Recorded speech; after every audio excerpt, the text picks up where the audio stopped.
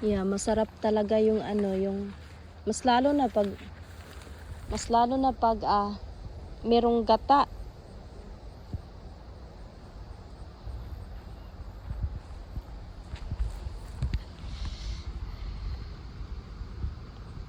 Sarap yung may gata.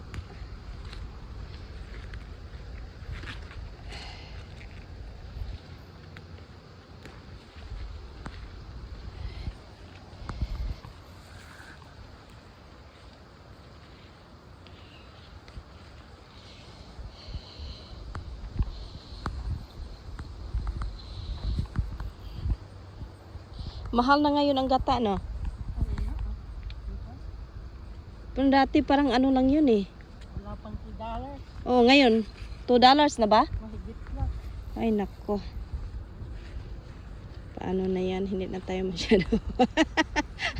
Kailangan tayo magtrabaho para makabili ng... Sa Pilipinas, ang mahal kaya ng gata din. Sa Pilipinas? Oo, mahal din ang yun. Magkano ba? Kasi yung mga nakudkod na, 10 pesos? O mahigit na? dalawang yun, parang 40. Uy, nako. Ang mahal pala. Ang liliit pa ng mga nyog. Nung umuwi ako last sa Pilipinas last year, yung isang cucumber, $35 ang nabayad ko. Ha? 35 pesos. Sa pirasong malaki? Medyo ganito oh. Ang mahal ano? Mahal na. Sabi ko, libre lang to yung mga tanim ko eh.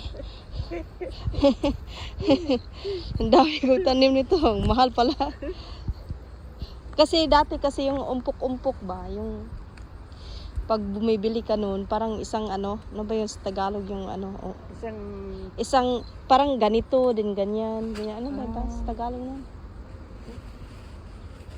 Yung ano ba pareha, katulad dito, ginanon na, tapos ano ba yung sa Tagalog, hindi ko maano eh. Ay, nako.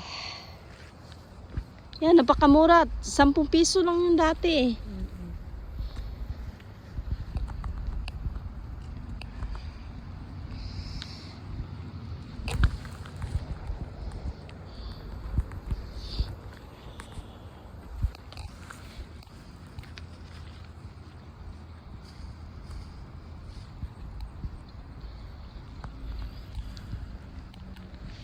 Ayan po, oh. Tama na yan.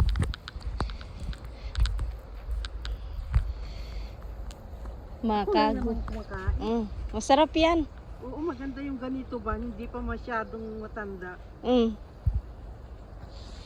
Yan ang pinakamasarap ilagay sa ano, sa kahit munggo.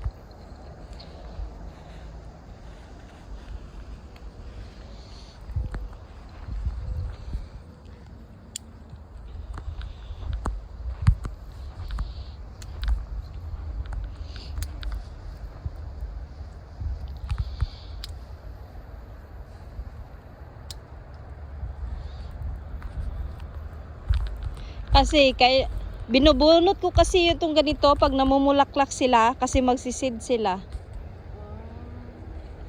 Last year kasi hindi ko binubunot hindi yung ano nung summer. Kaya nagseed sila. Hinayaan ko lang diyan.